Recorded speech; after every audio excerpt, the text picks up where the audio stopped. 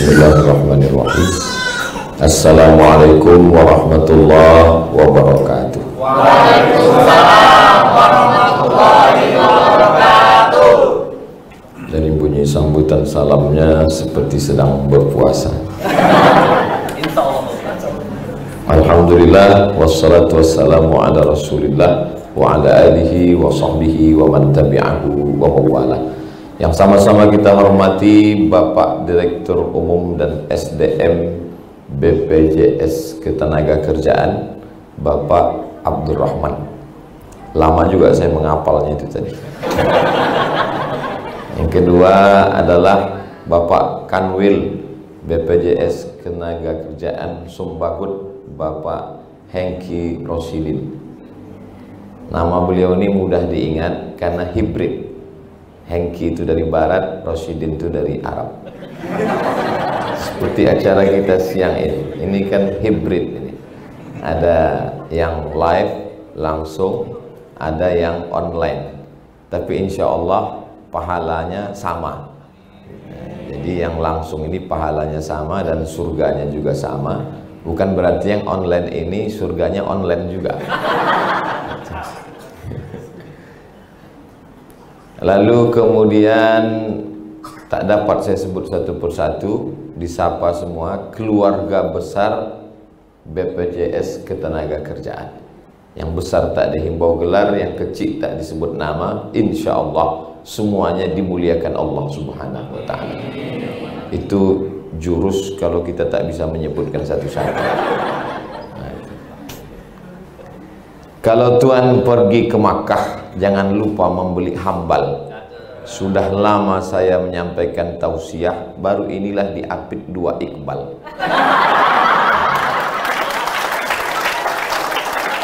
Karena yang di sebelah kiri pembawa acara kita Pak Iqbal, yang di sebelah kanan ini kakak kelas saya di Mesir, Ustadz Iqbal. Ustadz Iqbal Sauki Pulungan LC. Orang Medan kalau pergi umroh jangan lupa bersama travel Ustadz Iqbal. Dan saya juga selama tausiah ini, kalau Tuhan pergi ke Madinah Jangan lupa membawa kari. Sudah lama saya menyampaikan tausiah, baru inilah judulnya mencuri. Unik ya. Nah kan tadi saya waktu di hotel itu saya tanya, Bang Iqbal, ini kita ini mau kemana? Kita ke BPJS, kata dia. Apa judul temanya dikasih orang tuh? Entah mencuri apa tadi itu. Mau aku tengok dulu, katanya. Aneh ini biasanya menuju ketakwaan, mendidik insan yang bertakwa, bagaimana menanamkan sifat takwa, bagaimana mewariskan takwa. Pokoknya Bapak Ibu saya yakin selama 9 malam kultum ini takwa terus. Baru inilah mencuri. Jadi rupanya kita ingat itu sesuatu, seseorang, tempat, sosok, ustadz, itu mudah kita ingat kalau dia mencuri perhatian. Saya lah, dalam sebulan saya 3 kali keluar. Pekan pertama, pekan ketiga, pekan keempat. Sekali keluar itu 4 hari. Jumat, Sabtu, Ahad, Senin. Tak boleh lebih. Kalau lebih disangka orang nanti buka cabang. Jadi dalam 4 hari itu saya ceramah 10 kali. Hari ini 2, besok 3, 2. Jadi 30 kali dalam sebulan saya ceramah. Manalah ingat-ingat saya itu. Jadi kadang kalau jumpa orang, ingat saya Ustaz sama saya. Mau dibilang tak ingat, dibilang sombong. Mau dibilang ingat, kita berdosa. Jadi pasalah senyum aja saya. Ingat Ustaz sama saya yang dulu ngundang Ustaz. Hehehe. Itulah jalan keluar. Tapi kalau tempat itu mencuri perhatian kita, itu ingat kita. Di antaranya di BPJS ini. Di sini ingat kita. Begitu banyaklah tempat ceramah Ustadz di Sumatera Utara ini. Dari Mandailing Natal sampai perbatasan Aceh sana di Langkat. Kenapalah BPJS ini yang Ustadz ingat? Karena judulnya inilah. Mencuri. Dia itu saya ini suka ikan. Suka kali saya ikan, akuarium, kolam. Itu BPJS ini ingat saya karena ada 2 kolam ikan nampak tadi. Akuarium di kantor. Ketahuan berarti Ibu, ini banyak yang belum pernah masuk ke kantor Pak Kanwil. Ada akuarium. Menengok ikan itu kita lupa kita masalah dunia ini. Muncul masalah ikan. Jadi ada beberapa kantor yang saya ingat ikan. Satu lagi di kota paling jauh di dunia, namanya Ujung Pandang, Makassar. Nah, itu saya ada tausiah. Dari mulai bawah akuarium sampai ke atas. Sampai di meja Bapak itu pun akuarium. Kecil. Lalu kemudian satu lagi di Bandung. Di Bandung pun begitu juga. Tausiah saya, dari mulai keliling itu karyawan tempat bekerja sampai masuk, tidak disiapkan akuarium. Paret kecil dibuatkan. Ngalir ikan. Saya tanya, ini konsep kantornya apa? Saya tanya. Kata dia, inilah Pak Ustadz, jannatin tajri min tahtihal anhar. Air sungai yang mengalir. Saya khawatirnya tahun depan saya kemari mengalir pula sungai-sungai. Turun ikan ini dari akuarium ke parit-parit di BPJS. Jadi begitu memang cara mencuri perhatian. Jadi maka jangan heran kalau banyak perempuan itu dia ingin mencuri perhatian suaminya. Kenapa lah ibu ini asal minum jus bengkoang, asal minum jus bengkoang. Dia ingin mencuri perhatian suaminya biar mukanya putih. Jadi dipakainya. Kenapa tak pakai skincare? Kalau pakai skincare nih Pak Ustadz, yang putih muka awak aja. Muka putih, tangan hitam. Kata lakinya, kau ini orang apa sapi gitu. Kunci mendengar ceramah saya ini, ibu, bapak, satu, jangan tersinggung. Mana tahu, macam menyindir aku Ustaz. Kadang ada orang ini begitu. Pas mendengarnya itu, saya terus terang, saya tak termasuk Ustaz yang suka menyindir-nyindir. Nah, itu bukan tipe saya. Saya orangnya to the point. Kalau bahasa kampung kita, simbah daun nampak buah. Apalagi kalau saya ke Sumatera Utara ini, memang tak ada main pilih-pilih kata, tak ada, langsung aja. Karena memang orang Sumatera Utara ini tak suka berpoles-poles, lemah lembut, lemah gemulai, tak suka. Dia suka ustadz yang berapi-api. Malah kalau lembut, ini ustadz ini bencong jangan-jangan. Jadi mencuri perhatian. Seorang suami pun begitu juga. Dia tahu istrinya ini sukalah, maka dicarinya apalah perhatian yang paling bagus.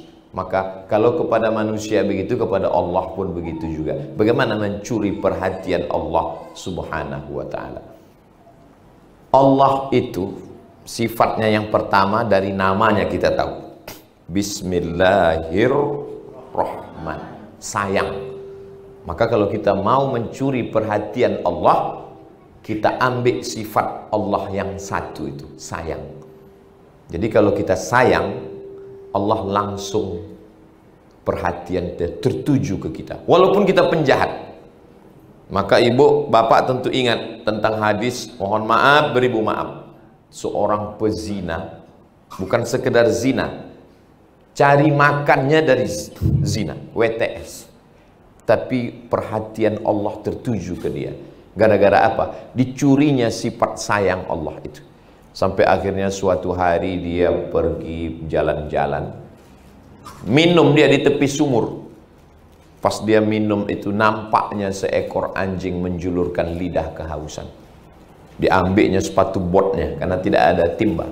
Diambilnya sepatu botnya, diambilkannya air itu, diberikannya minum ke seekor anjing. Hadis ini diriwayatkan Nabi SAW dari Bani Israel. Cerita ini tentang orang zaman dulu, bukan umat Nabi Muhammad. Kata Nabi, diampunkan Allah dosa WTS itu karena ada rasa sayang dalam hatinya. Tapi jangan cerita ini dipotong, besok beli anjing semua. Pas ditanya suaminya, kenapa kau beli? Kata Ustaz Somad, menanamkan cinta itu berawal dari anjing dulu.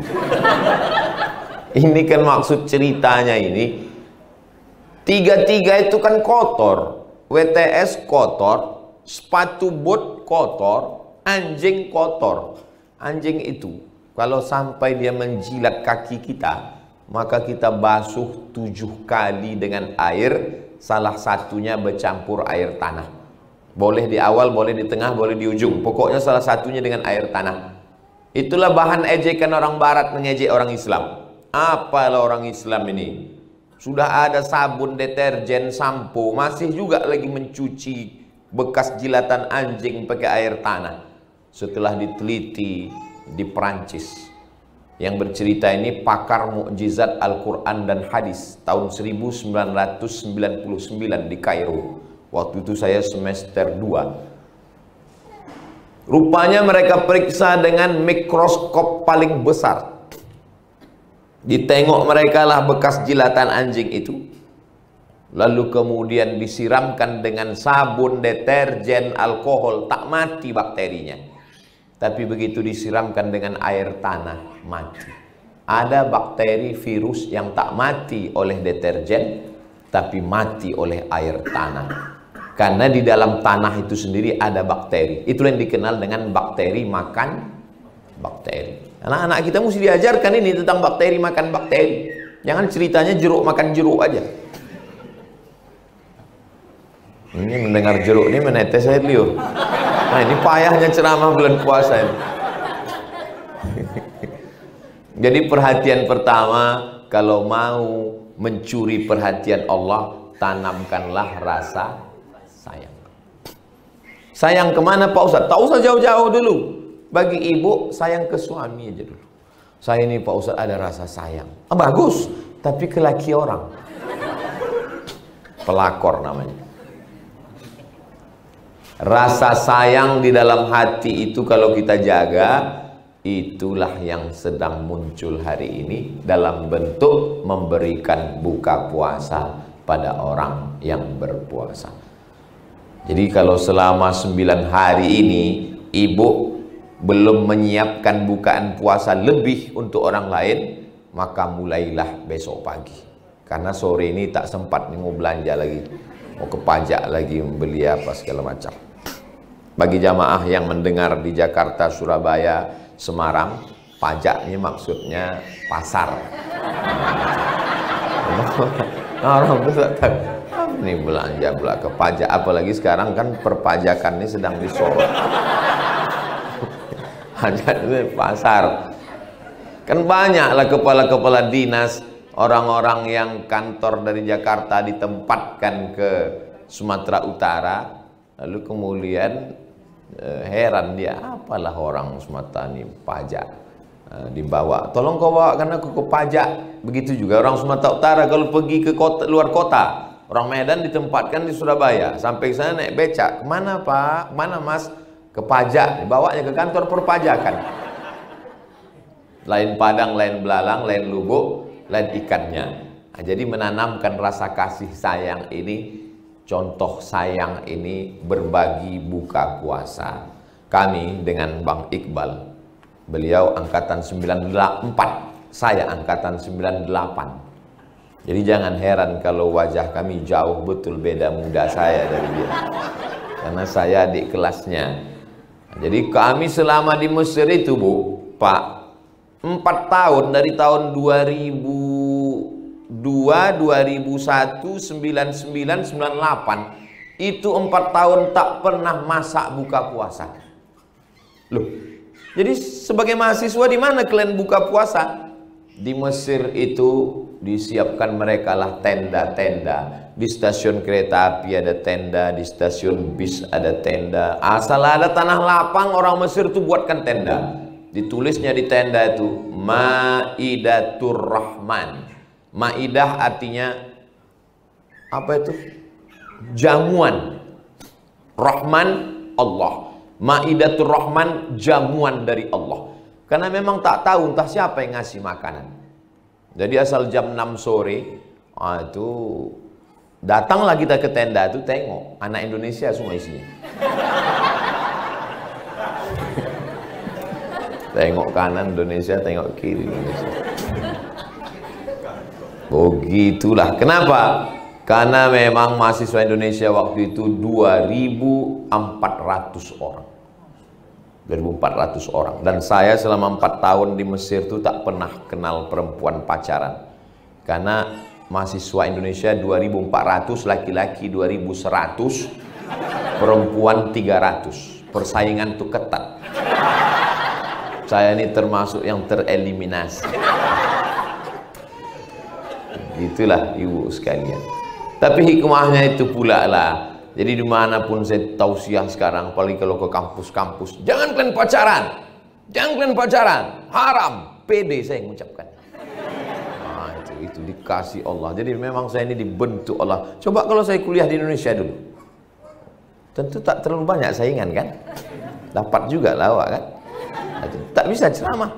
Kalau mau bilang jangan pacaran, dalam hati, alah kau dulu cap tupai katanya kan? Lompat sana, lompat sana. Asal naik ke pokok kelapa, berlubang kelapa itu semua. Itu. Jadi saya ini memang terselamatkan oleh keadaan. Dulu saya sekolah di Medan nih Bu. Sekolah saya dulu di Jalan Sisingamangaraja, sebelum Simpang Marendal, sebelah kiri setelah Simpang Limun. Namanya Muallimin Al-Wasliyah. Dari tahun 90 sampai 95. Tak juga ada pacaran. Kenapa? Karena orang tua angkat saya tinggal di Sungai Sekambing, di komplek LLAJR sebelum rumah sakit Stanggang. Ayah angkat saya kepala dinas perhubungan, namanya Bapak Haji Hasim NT. Waktu itu gubernur Riau pula. Gubernur Sumatera Utara namanya Pak Haji Raja Inal Siregar. Di antara slogan semboyannya Marsipaturi Hutanabi. Jadi saya berangkat haji dibawa ayah angkat saya tahun 92, kelas 2 SMP. Mat, kami pergi semua. Aku, Umi, ayah, abang, kakak, semua kami pergi. Kau berani kau di rumah ini sendirian? Kami ke Makkah. Oh, aku takut. Wow, tahu saya ini tujuannya ke Makkah ini. Kami pergi semua ke Makkah, kau sendirian di rumah nih. Aku takut, tak berani, aku bilang. Udah akil balik kau, sudah, saya bilang. Pergilah saya ke Makkah, ditulislah oleh Waspada. Masih ada koran Waspada itu lagi? Saya tahu, cuma ngetes saja. Jamaah haji termuda Sumatera Utara, Abdul Somad. Jadi saya ini dari dulu udah viral.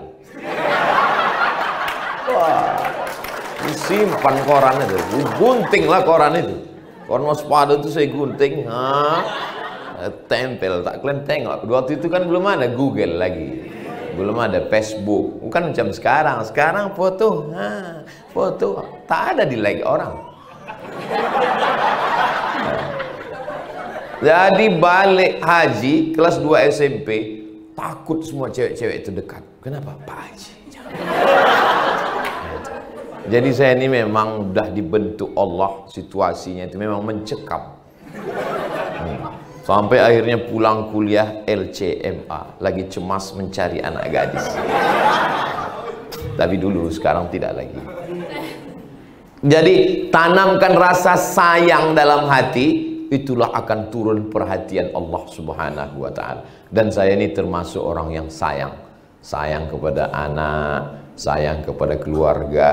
Kata Nabi, khairukum, orang yang paling baik di antara kamu, khairukum li ahli, orang yang paling baik lembut hatinya.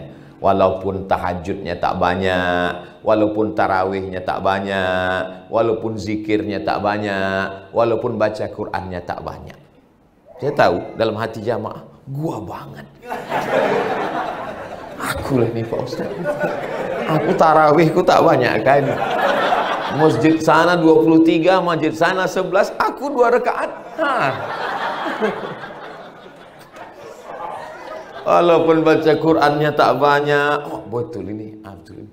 Biniku udah 9 juz Pak Ustaz. Aku 9 ayat terlungkup. Yang penting ada rasa sayang kita dalam hati.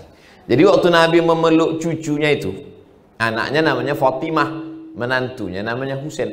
Dulu saya asal nyebut nama Fatimah, ingat anak Nabi itu. Sekarang asal nyebut Fatimah, ingat bini di rumah. Nama anak Nabi ini namanya Fatimah. Nama anak Fatimah ini Hasan dan Husain. Diciumnya lah Hasan Husain. Ada satu orang Arab Badui di samping dia, namanya Habis bin Aqra namanya. Kata Habis bin Aqra, kenapa lah kau cium-cium cucu kau ini Muhammad? Orang Arab Badui ini kasar, tak ada sopan santunnya. Aku 10 anakku perempuan, 10 anakku laki-laki, 1 pun tak ada yang kucium, kata dia. Kata Nabi, man la yarham la yurham. Siapa yang tak ada rasa sayang dalam hatinya, maka tak turun sayang Allah kepadanya. Itulah maka jangan heran Bapak Ibu kalau saya nampak anak-anak kecil tuh, saya usap kepalanya. Maka di mana-mana kadang saya ceramah anak kecil, dia ambil orang tua anak, Ustaz, anak saya mau foto, katanya. Tahunya saya, anaknya itu dijadikannya alasan.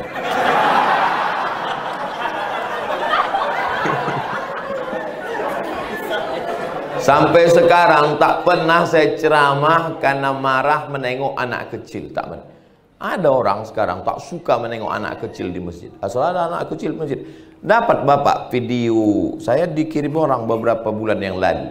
Anak kecil sembahyang di belakang. Tahulah anak kecil. Wah. Datang Bapak tuh balik, diterajangkannya anak tuh. Mungkin dia pemain karate, entah judo, entah aikido, entah taekwondo lah. Tuh campak anak tuh ke belakang. Saya menengok tuh, ya Allah. Saya tak pernah. Anak-anak kecil itu, selama anak-anak itu mau dia ke masjid, apalagi ini bulan puasa ini. Anak-anak, kalau ada di masjid kita itu anak-anak yang masih mau sholat ke masjid, 20 tahun lagi masjid kita itu masih ramai insya Allah. Tapi kalau masjid itu udah sunyi ya gitu. Isinya tuh atu yang udah diintai malaikat maut.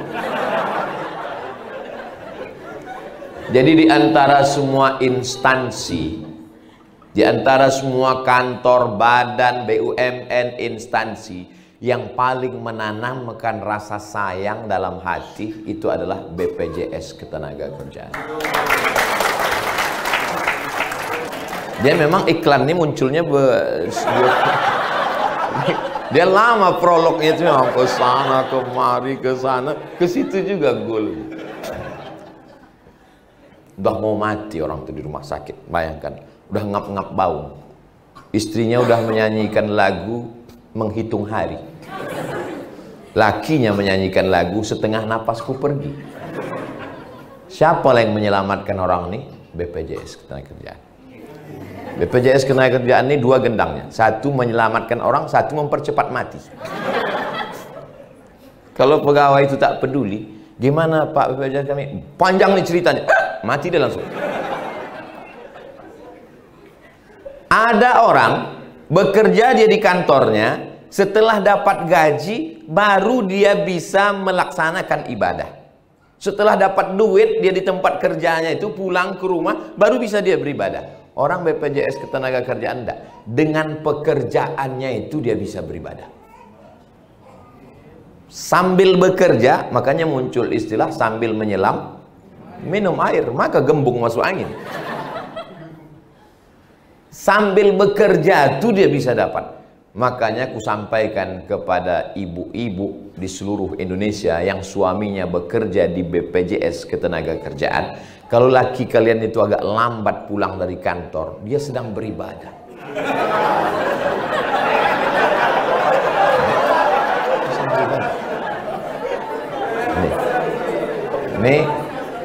Ini bapak-bapak, kalian udah aku selamatkan. Udah aku selamatkan begini di siang Ramadan ini, masih juga lagi kalian kena repet, kena hamuk, kalian sabar. Abang ini pulang nggak bisa membawakan aku ke mall, Provinsi sore-sore ini mau ngabuburit terlambat.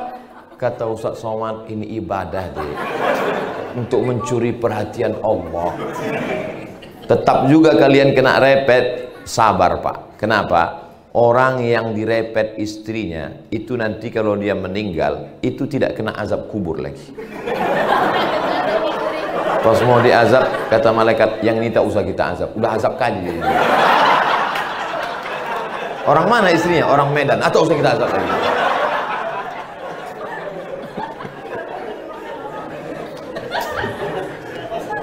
Tadi saya menduga bahwa tausiah di Ramadan ini kan kadang saya bilang sama Ustadz Iqbal, kalau Bang nanti pas menyusun jadwal tolong jangan ada ceramah menjelang berbuka.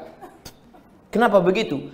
Karena menjelang berbuka orang menganggap Ustadz ini pelengkap penderitaan.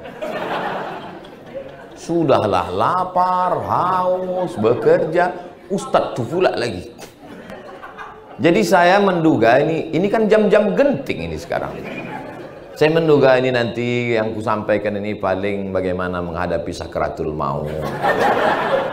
Rupanya Ustadz Somad suuzon.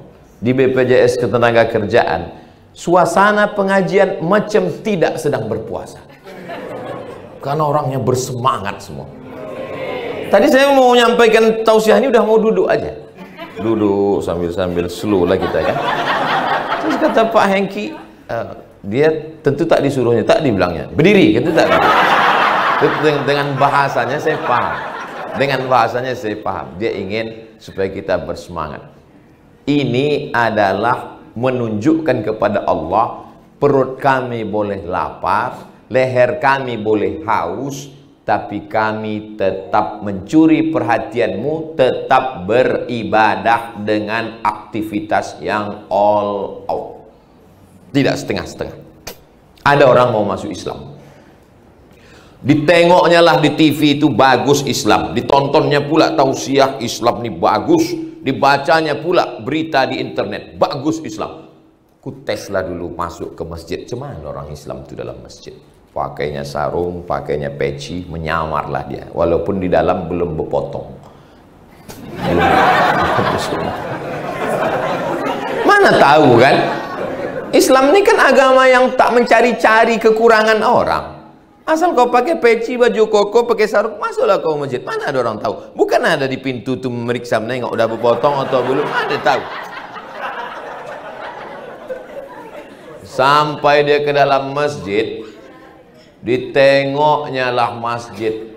Semakin besar masjid, semakin dingin AC-nya, semakin banyaklah korban serangan Rusia ke Ukraina bergelimpang. Pakai baju seragam pula itu. Orang dinas, orang kantor, Jam 1, jam 2 siang. Dan tidak ada satupun yang berbaju BPJS Ketenagakerjaan. Dia memang beberapa menit sekali di situ masuknya. 5 menit, 10 menit, memang begitu iklannya, memang begitu. Semua dinas ini, dinas. Pas dibangunkan orang nih, pas dibangunkan, bangun, bangun, bangun, bangun.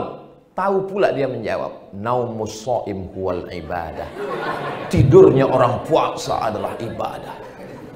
Loh, ini bapak ini kok, bapak tahu dari mana?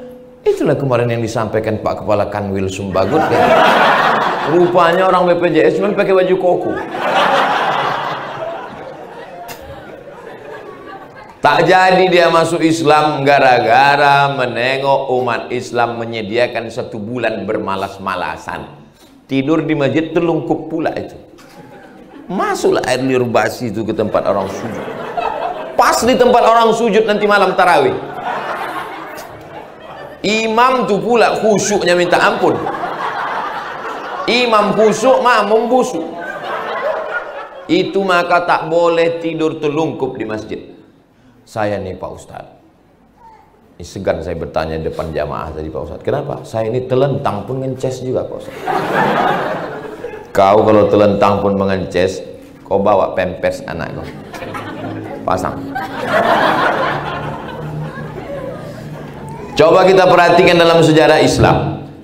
Perang terbesar namanya Perang Badar. Jaraknya dari Madinah ke Badar 150 km. Kapan terjadi Perang Badar? Hari Jumat tanggal 17 Ramadan. Bulan Ramadan perang. Tak ada Nabi mengatakan, sahabat, kita santai-santai dulu. Santai-santai. Nanti habis halal bihalal baru kita gas. Tak ada. 17 Ramadan. Bapak yang pernah naik kuda tahu macam mana naik kuda. Yang belum bisa naik kuda, naik odong-odong aja dulu. Alah Ustadz ini macam pernah aja naik kuda. Kalian tengoklah semana gagahnya aku di Facebook tuh naik kuda. Fotonya aja, diedit orang tuh itu. Kuda tuh dipegang 3 orang tuh megang. Ustadz, ambil Ustadz. Naik kuda.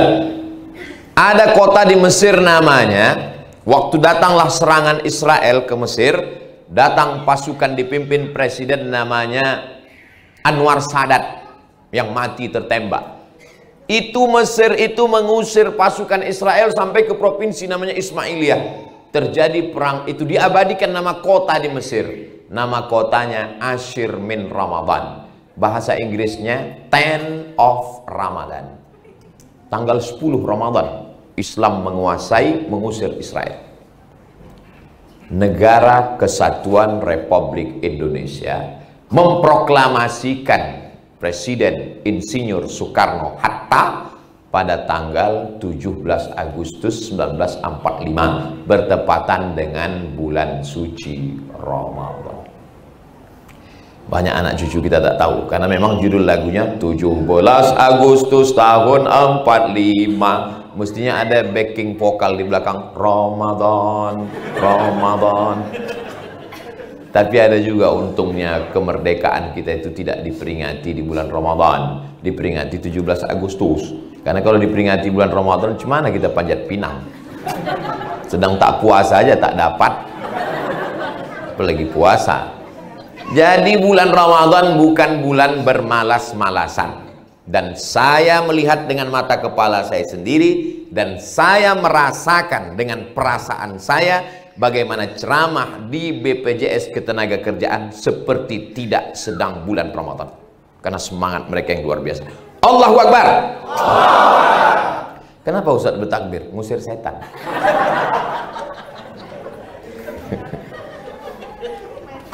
Jadi kalau mau mencuri perhatian Allah, yang pertama sayang. Jangan sampai karyawan, driver, security, babysitter meleleh air mata tengah malam karena gaji tak turun-turun. Kenapalah ibu itu tak menggaji babysitter, karyawan, driver, cleaning service. Gara-gara jilbab dia pun belum lunas. Apa yang terjadi? Berapa banyak orang tak peduli sama orang lain. Ittaqu da'watal mazlum. Hati-hati sama doa orang teraniaya. Makanya saya ceramah tak pernah lebih dari 60 menit. Kenapa? Lebih dari 60 menit itu menganiaya orang. Banyak orang teraniaya. Ustaz kok tahu? Oh, saya kan tak selamanya ceramah. Saya sering juga mendengarkan ceramah.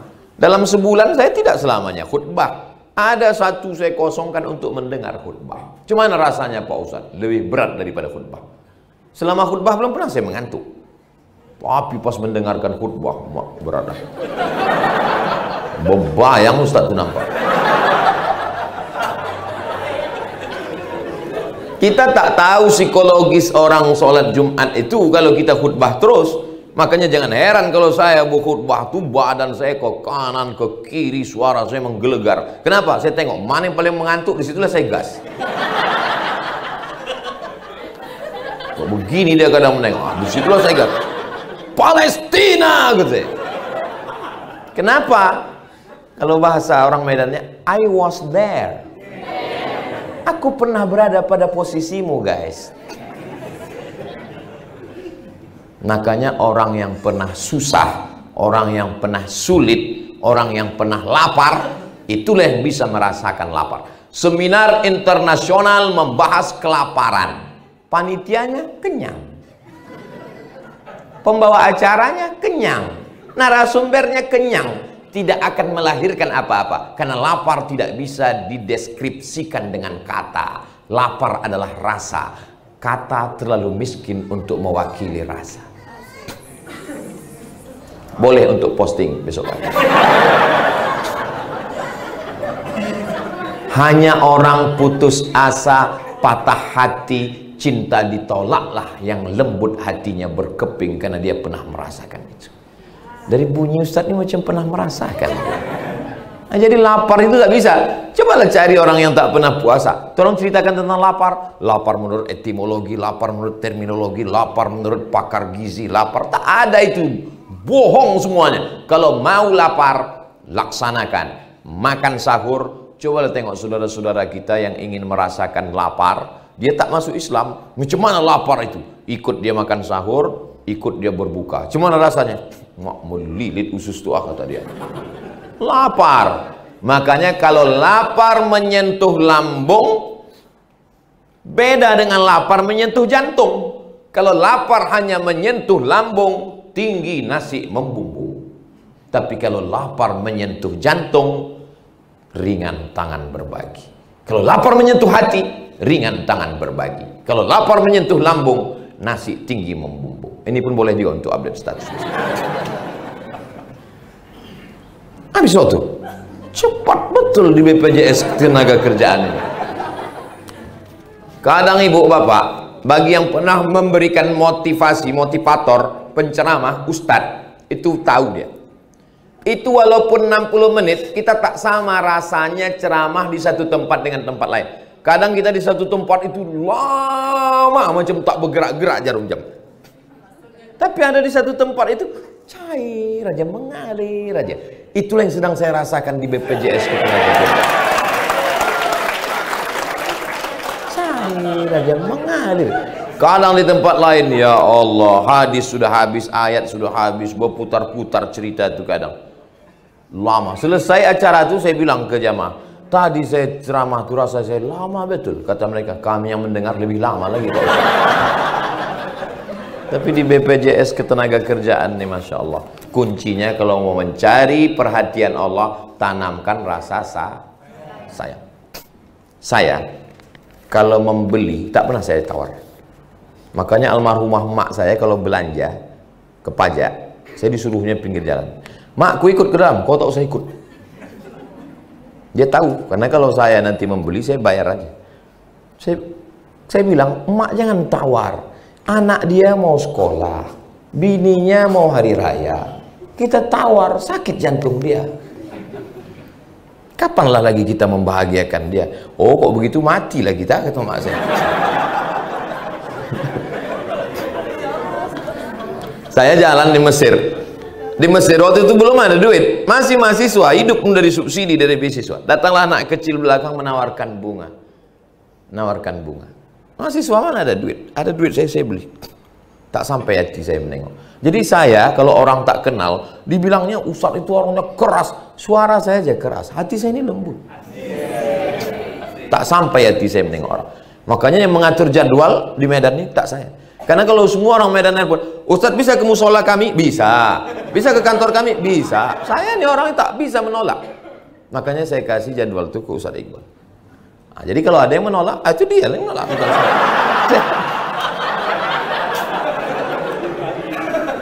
Gitu juga kalau ada orang mau datang ke rumah, saya tak jawab, saya kasih sama ustazah. Nah, ustazah tolong orang. Itu juga tentang Instagram, YouTube, FB, itu saya tak tahu passwordnya. Karena kalau saya tahu, saya ini orangnya tak bisa menolak. Berapa banyak komen di situ, Ustadz jadikan aku yang kedua, kata dia. Gimana saya mau nolaknya? Orang ini lah, tempat banyak coba. Ustadz buka DM saya ya, lihat DM saya ya, gitu. Mana saya berani menolaknya? Tolong untuk yang ini nanti diedit baru di-upload. Ini takutnya Ustadz ini tak kena azab kubur.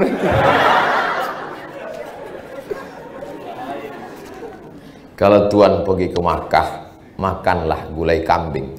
Sudah lama saya tausiah. Di BPJS inilah dapat kartu kuning. Terkait dengan berbuka puasa yang sekarang muncul beda. Biasanya Allahumma laka sumtu. Yang berkembang sekarang zahabaz zoma'u. Allahumma laka sumtu. Hadis dhaif, jangan pakai. Jadi mana doa yang baru, Bang? Zahabaz zama'u wa batallatil uruqu wa sabatal ajru insyaallah. Oh, saya cek lah.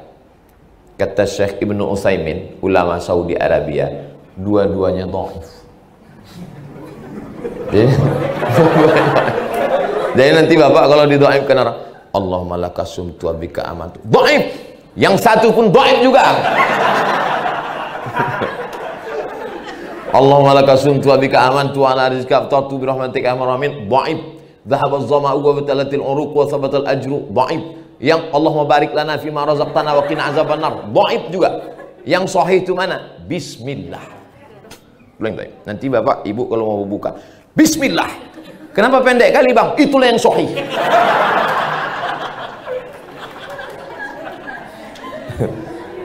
Ajma'al ulama, kata Imam Nawawi, ajma'al ulama ala jawazil amal bil haditsid dhaif.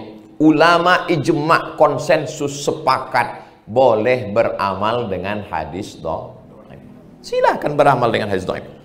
Nanti ada motivator. Utlubil ilma walau bisin. Tututlah ilmu walau ke negeri Cina. Dhaif. Apa salahnya? Jadi nanti kalau Bapak kebetulan ngasih motivasi ke pegawai BPJS tenaga kerjaan, karena kebetulan malam ini Ustadz tidak hadir dan malam ini kultum akan diisi oleh salah seorang dari pegawai BPJS ketenagakerjaan, walaupun dia tidak Ustadz tapi hampir Ustadz. Lalu Bapak pun menyampaikan, bulan puasa ini adalah awaluhu rahmah, awsatuhu maghfirah, akhiruhu itqun minan nar. 10 yang pertama adalah rahmah, 10 yang kedua adalah maghfirah, 10 ketiga itqun minan nar. Datang jamaah. Itu dhaif Pak Ustaz. Memang dhaif. Memang masalah buat lo. Jadi yang dhaif ini tak masalah kalau cukup 5 syarat. Yang pertama, bukan masalah halal haram. Yang kedua, bukan masalah akidah. Yang ketiga, tak ada periwayatnya yang kazab, penipu, pembohong. Yang keempat, masih bernaung di bawah dalil sahih. Yang kelima, untuk motivasi beramal tak bermasalah. Jadi biar supaya selamat kita jangan dikritik orang, cuman Pak Ustaz, tak usah kuatkan doanya. Mana tahu dia? Karena ada orang baru-baru ngaji, sedang semangat-semangatnya. Kebetulan ustadznya ceramah waktu itu, yang kuat adalah zahab az-zama'u wabtalatil uruqu. Datang pula ibu mencari gara-gara. Allahumma laka sumtu. Inilah yang aku bantai ini, kata dia. Macam orang baru masuk silat, baru tahu 2 jurus kan mau bersilat aja bawaannya. Macam tentara baru palang pintu. Kalau udah jenderal, Kalem aja dia itu. Ditantang orang, berani kau sama aku? Diam aja. Paling sabutnya pistol, mati. Jelas Bu ya? Kenapa Ustadz tadi pas nanya jelas tuh ke ibu-ibu? Karena biasanya banyak yang tak jelas nih di ibu-ibu.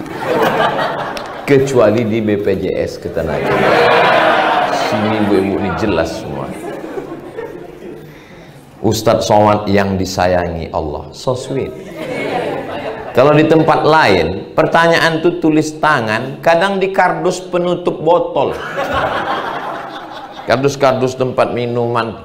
Tapi di BPJS Ketenagakerjaan diketik, diprint, digunting pula lagi. Mana adanya di kantor lain? Kalau dipuji orang, Allahu Akbar. Karena kalau kita tidak membesarkan Allah, mengembang lubang hidung kita. Saya kalau dipuji orang kan gitu. Masya Allah Ustadz ini Ustadz yang masih muda dan luar biasa. Terasa itu udah mulai agak-agak membesar. Allahu Akbar. Gitu ya. Ibu pun gitu juga kalau dipuji orang. Ibu anaknya cantik ya. Langsung cepat. Alhamdulillah. Allahu Akbar. Masya Allah. Tabarakallah. Jangan langsung. Anak ibu ini cantik ya. Siapa dulu mama? Habis lagi kan. Begitu kalau dipuji orang. Berawal di awal Ramadan ini, saya mendengar lagu Chrisye. Jika surga tak pernah ada, masihkah kau mau bersujud padanya?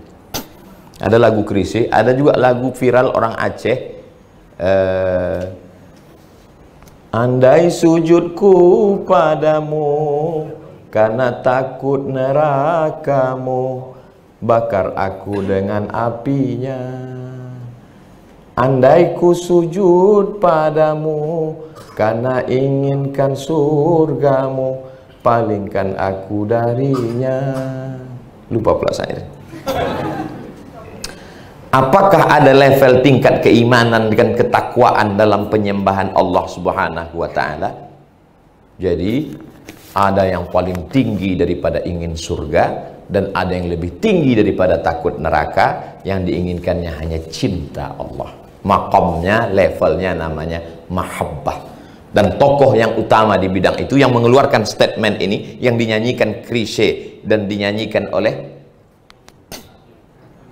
Rafli Kande, Bang Rafli Kande, ini adalah tokoh namanya Maria Al-Qibtiyah. Namanya adalah siapa namanya Bang? Rabi'atul Adawiyah. Rabi'atul Adawiyah diabadikan namanya di Kairo sebagai sebuah nama masjid, Masjid Rabi'ah Al-Adawiyah. Panjang umur, sehat badan, umroh kita dan singgah di masjid ini insyaallah. Ongkos tanggung masing-masing. Pak Ustadz, saya ini masuk berpuasa masih ingin dapat surga, boleh? Boleh. Yang nyuruh Allah, wasari'u ila maghfiratin min rabbikum wa jannatin. Segeralah kamu beribadah karena ingin dapat surga. Idza da'autumullaha fas'aluhul firdaus. Kalau kamu berdoa kepada Allah, mintalah masuk surga. Ya tak salah. Jadi kalau ada orang masuk minta, ya Allah, aku minta surgamu. Aku sudah tak berharap lagi pada surga Allah. Aku hanya berharap pada cintanya. Malam sembahyang subuh pun jam 7. Berarti tak sesuai. Orang yang tak peduli surga itu sholat malamnya hatta tatafattara qadamahu, bengkak kakinya. Orang yang tak peduli surga itu lagi siangnya tak tidur-tidur beribadah. Ini subuh pun bersatu sama duha. Jadi kalau ada orang yang cakapnya tak sesuai dengan perbuatannya, berarti gombal, tak betul. Maka saya tak berani mengungkapkan itu. Belum pernah saya bilang, ya Allah, aku tak ingin surgamu dan aku tak takut nerakamu. Aku hanya ingin cintamu. Saya takut datang malaikat berbisik, diam kau gombal. Tapi bahwa ada orang selevel itu, ya. Rabi'ah Al-Adawiyah suatu ketika dia ditanya, Rabi'ah, ya, benci kau setan? Kata dia, tak ada tempat kebencian karena hatiku sudah dipenuhi cinta. Jangan ibu cakapkan begitu. Takutku macam-macam ulah bapak itu nanti. Saya tak berani mengucapkan itu. Karena selalu sampai latah saya posting, tak ada lagi tempat kebencian dalam hatiku, karena hatiku sudah dipenuhi oleh cinta. Tiba-tiba mengulah jamaah, mengamuk kita. Pas mengamuk, apa kata jamaah? Berarti nggak ada setan, ustaz lah setannya. Kena gitu langsung. Dari DYU, memang mesti menulis begitu nama, tak boleh sebut, menjaga kode etik jurnalistik. Apa hukumnya suami menyembunyikan uang gajinya?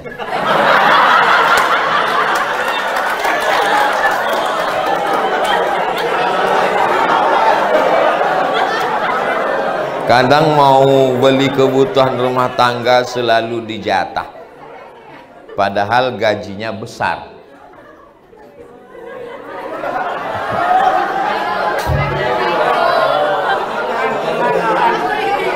Ini pertanyaan ini datang dari pemain naturalisasi. Tak ada orang BPJS Ketenagakerjaan begini. Ini titipan dari tetangganya. Tahu dia Ustadz Somad akan ceramah di BPJS, tolong kau tanyakan khusus. Ini perlu saya klarifikasi sebelum nanti muncul komen macam-macam di channel Ustadz Abdul Somad Official. Subscribe, like, share, and comment. Ibu punya 5 hak terhadap bapak. Yang 5 hak ibu, hak itu milik ibu. Kalau tak dikasihnya, dosa besar mereka. Dan 5 ini merupakan kewajiban bapak. Yang pertama, makan. Itu kan terjemahan Inggrisnya itu. Itu terjemahan Inggrisnya. Kalau Tuhan pergi ke Makkah, jangan lupa membawa kubis. Sudah lama Abdul Somad ceramah, baru di BPJS dah ada terjemahan Inggris.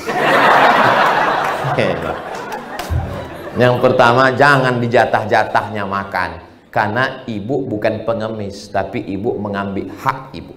Jadi saat ibu minta belanja, itu ibu bukan meminta, tapi ibu mengambil. Posisi ibu bukan di bawah, ibu mengambil hak ibu. Tahu mereka haknya kan? Yang kedua adalah pakaian. Jadi kalau nampak ibu nanti ada orang di Medan yang bajunya tak cukup kain, itu termasuk yang teraniaya.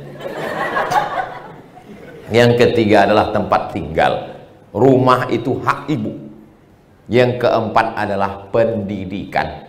Dialah yang mendidik ibu. Macam mana bacaan Quran ibu, fikih ibu, akidah ibu. Tapi karena dia tak sanggup mendidik, dibawanya ibu ke masjid. Karena di kantornya tak ada pengajian. Beda dengan di BPJS kita.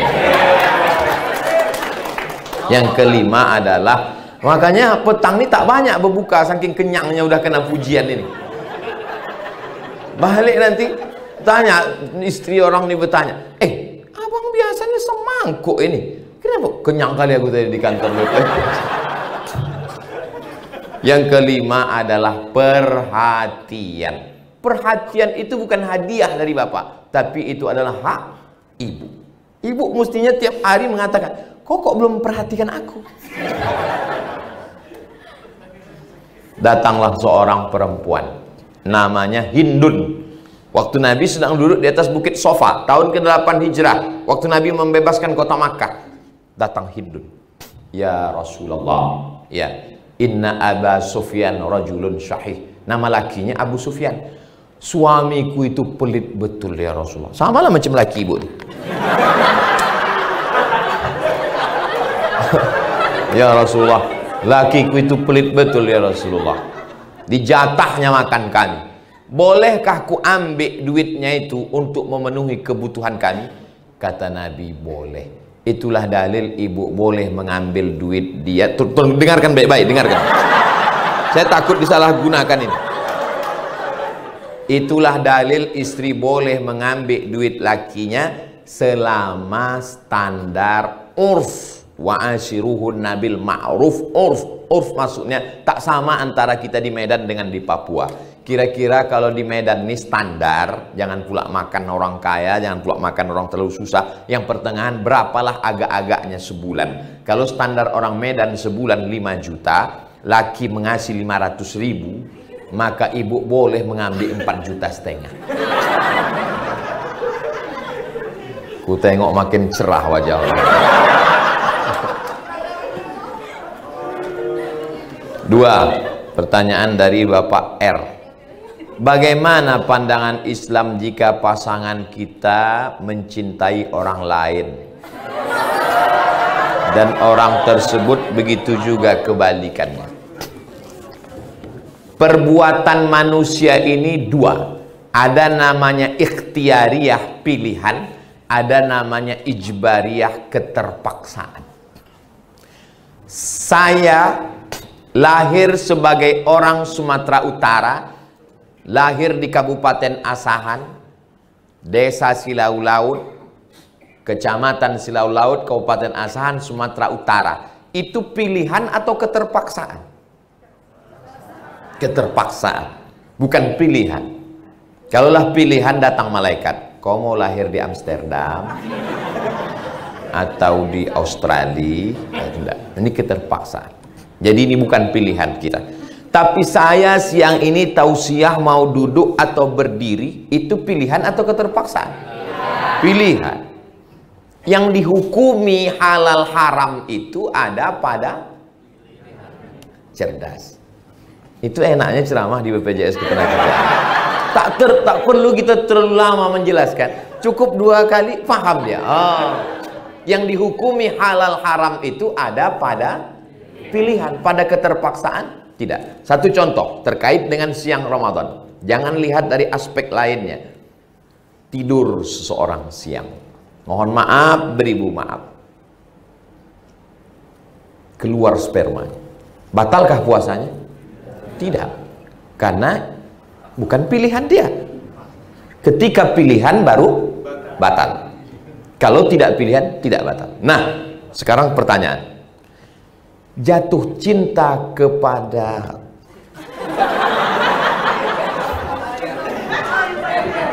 pasangan kita, mencintai orang lain. Ibu, acara bukber, buka bersama, reuni SMA.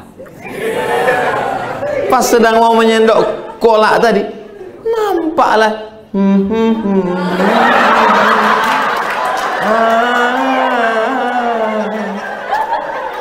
muncul benih-benihnya. Sekarang saya tanya, itu pilihan atau keterpaksaan? Keterpaksaan. Di situ orang BPJS salah. Jatuh cinta itu keterpaksaan. Bahwa ibu ketemu lagi dengan mantan SMA lalu muncul benihnya, keterpaksaan. Tapi meminta nomornya dan berkirim kabar, pilihan. Yang dihukumi itu pilihan atau keterpaksaan? Jelas? Makanya kadang ada orang bertanya, itu bini kau? Iya. Tapi kau ganteng, kaya, kenapa? Ini keterpaksaan. Karena jatuh cinta itu kita tak bisa memaksa orang untuk cinta dan untuk benci. Saya tak akan paksa anak saya untuk nikah dengan orang pilihan saya. Begitu juga dengan keponakan saya. Saya akan tanya dia, kau suka sama siapa? Asal jangan kau buat dosa, akan kunikahkan engkau. Karena cinta tak dapat dibeli dengan uang. Saya ini orang tua yang romantis. Tapi ketika pada pilihan, mulai tukar cerita, mulai WA, mulai kirim voicemail, itu laki kau? Iya. Keren kali. Kok nikah kau sama dia? Baguslah sama abang lagi. Tapi abang udah berbini, hati abang tetap hampa deh. Hati-hati mana yang keterpaksaan, mana yang pilihan.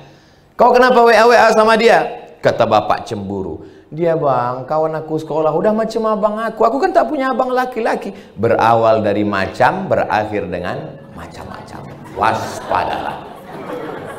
Kalau grup WhatsApp reuni SMP SMA itu mengajak kepada kebaikan, teruskanlah. Tapi kalau hanya buat dosa, hati-hati.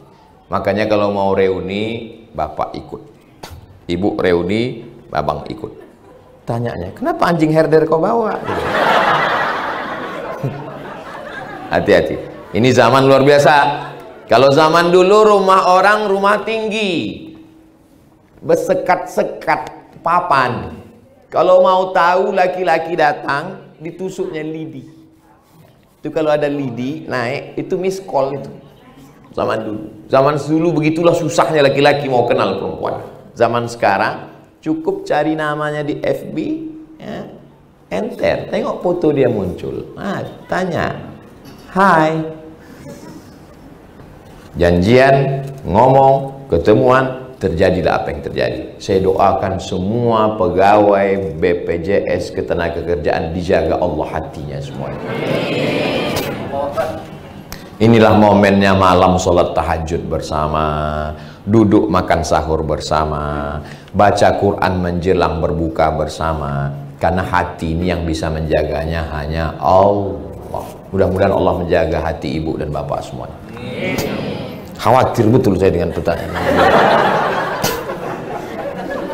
Ketiga, pertanyaan dari N. Salam kenal Ustadz. Salam kenal juga. Bagaimana hukum suami menikah siri dengan wanita lain belum mendapatkan persetujuan dari istri pertama?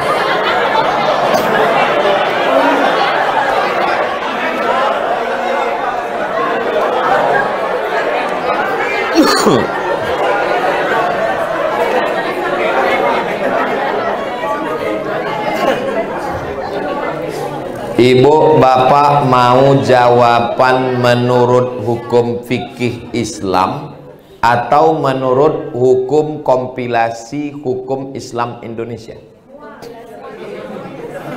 Dari bunyi semua tadi macam mau mengamuk orang. Mau jawaban menurut hukum fikih Islam atau kompilasi hukum Islam Indonesia? Semua. Baik, pertama saya jawab menurut fikih dulu ya. Menurut fikih, saya ceramah ke Medan, datang Bang Iqbal. Kata Bang Iqbal, ada ini jamaah ingin betullah dia punya suami Ustadz Somad, dia bersedia nikah siri. Jangan direkamnya ini. Lalu menikahlah saya. Nauzubillah, nauzubillah, nauzubillah. Khawatir pula saya dikabulkan siang Ramadan. Ada walinya, ayah perempuan tuh, ada saksinya 2 orang yang adil, tidak penjahat dari BPJS Ketenagakerjaan.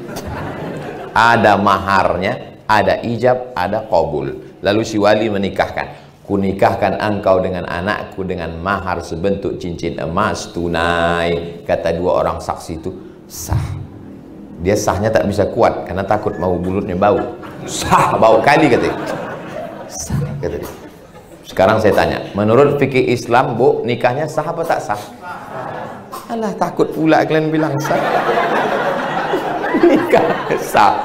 Nikahnya sah, Bu. Nikahnya sah menurut hukum fikih Islam. Saking banyak. Tuh, belum. Secara fikih Islam nikahnya sah karena cukup rukun dan sah. Saking banyaknya laki-laki melakukan ini, perempuan teraniaya, maka pemerintah Republik Indonesia beserta para ulamanya, Kementerian Agama, Nahdlatul Ulama, Muhammadiyah, Al-Wasliyah, Persatuan Tarbiyah Islamiyah, maka duduklah mereka bagaimana menyelamatkan ibu-ibu yang teraniaya. Makanya tenang dulu kalian, tenang dulu.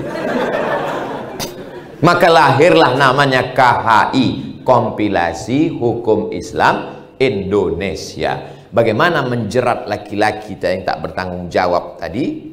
Maka dikeluarkanlah hukum, tidak bisa laki-laki menikah di negara kesatuan Republik Indonesia tercatat di Kementerian Agama, kantor urusan agama, kalau tidak ada surat izin. Bukan pernyataan izin, tapi mesti surat yang ditandatangani dengan penuh kesadaran, matre 6.000 yang sekarang sudah naik jadi 10.000.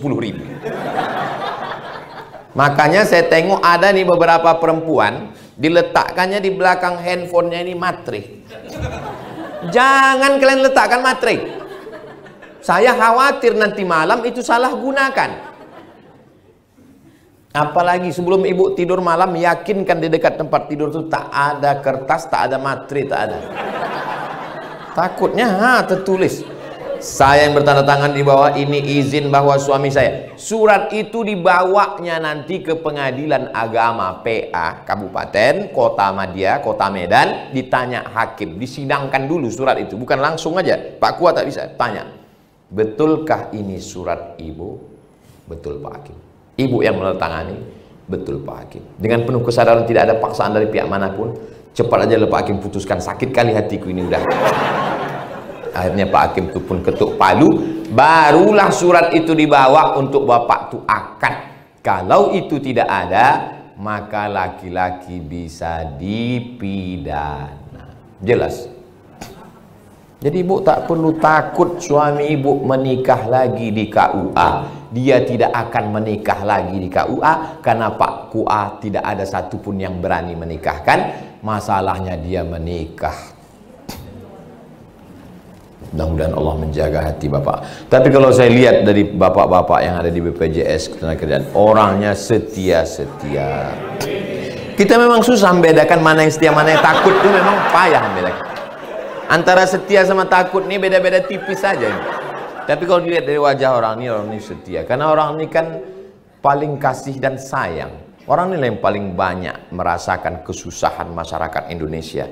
Karena mereka ini kan berkecimpung langsung, menengok orang sakit, menengok orang sakratul maut, menengok orang kebakaran, menengok orang stres. Tak sempat orang ini untuk memikirkan perempuan lain, Bu. Begitulah aku berusaha udah meyakinkan kalian untuk membela kalian, Pak. Curiga juga lagi orang ini, tertangkap juga handphone kalian, udah salah kalian itu dah.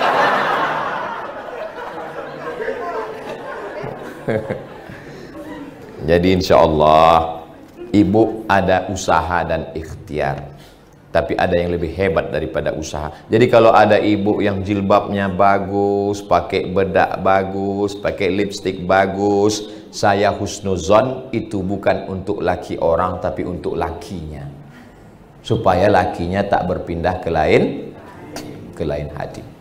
Husnuzon saya. Tapi banyak juga perempuan ini kadang di rumahnya macam mak lampir. Pas keluar rumah baru dia. Tapi insya Allah di rumah ibu bagus-bagus. Begitu pulang bapak tuh. Belum lagi dia masuk ke rumah, baru di pintu gerbang udah diciumnya minyak wangi ibu.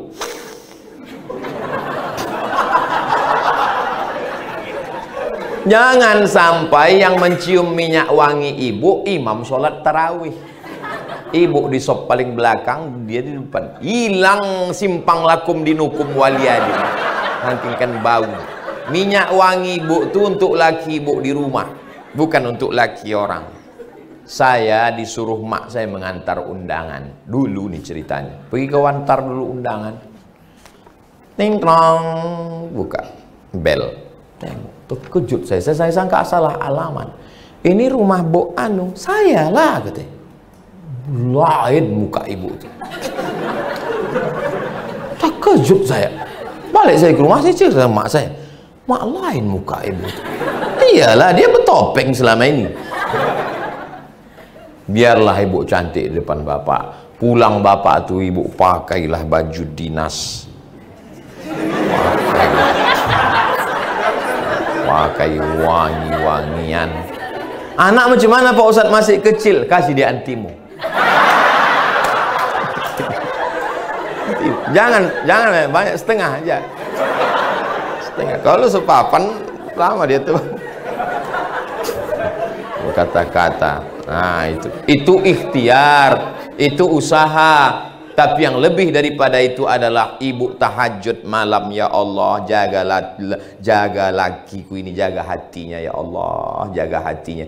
Jangan sampai bersimpang berbelok, jangan dia menengok perempuan lain ya Allah. Kalaupun nampaknya anak gadis, nampaknya tua muka anak gadis itu di mata dia ya Allah. Kalau ada mantan-mantan pacar dia dulu ya Allah, selamatkan dia ya Allah. Kalau tidak, dua gendangnya ya Allah. Kalau tidak mantannya itu mati, dia ini mati duluan. Doa silahul mu'min. Doa itu senjatanya orang beriman. Duitnya keluar, handphonenya jalan, cakapnya, semua berawal dari hati. Kalau hatinya sudah tertutup, tak terbuka lagi untuk yang lain.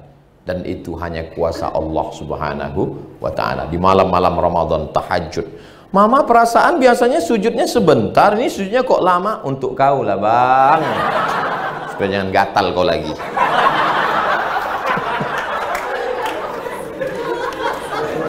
Bapak pun janganlah pancing-pancing dia pak. Ada satu perempuan yang tak bisa bercanda. Dalam masalah lain dia bisa bercanda, masalah baju dia bisa bercanda, tapi dalam masalah perempuan tak bisa bercanda. Jangan pernah bapak bilang, abang kok lambat pulang? Ada pegawai baru tadi ya, gak cantik. Padahal maksud bapak mau bercanda, dia serius. Tak bisa. Jadilah perempuan tidak bisa. Walaupun ibu pula saya kasih tahu, suami yang selalu bercerita tentang anak gadis mau kawin lagi, itu tak akan kawin lagi sampai mati.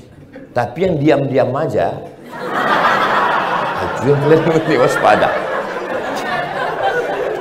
Laki yang selalu bilang aku ini itu tidak ada itu. Mulutnya aja itu, hatinya lebih parah daripada itu lagi. Masya Allah, BPJS Ketenagakerjaan ini berceramah menjawab pertanyaan luar biasa. Mudah-mudahan pertemuan kita ini bernilai amal soleh. Jadi bagaimana cara memancing perhatian Allah tuh Pak Ustadz? Tanamkan rasa sayang, rasa berbagi, sayang kepada anak istri, bawa dia ke jalan Allah, sayang kepada diri, banyakkan khatam Quran, sayang kepada mata, bangun malam tahajud, sayang kepada keluarga, bawa mereka sholat berjamaah. Rasa sayang inilah yang membuat kita bisa, kata Nabi, almar'u ma'aman ahab, orang akan bersama dengan siapa yang dia sayang. Saya yakin dan percaya saya akan bersama nanti di surga bersama keluarga besar BPJS Ketenagakerjaan. Kenapa? Karena kita saling sayang karena la ilaha illallah Muhammadur. Sayang karena hartanya hilang kita jadi benci. Sayang karena kuasanya, dia ditangkap KPK kita jadi benci. Sayang karena rupanya, mukanya berubah kita jadi benci. Sayang karena viralnya, dia tak viral lagi kita jadi benci. Tapi kalau sayang karena Allah, itulah yang membuat kita akan bersama sampai ke surga insyaallah. Amin ya rabbal alamin.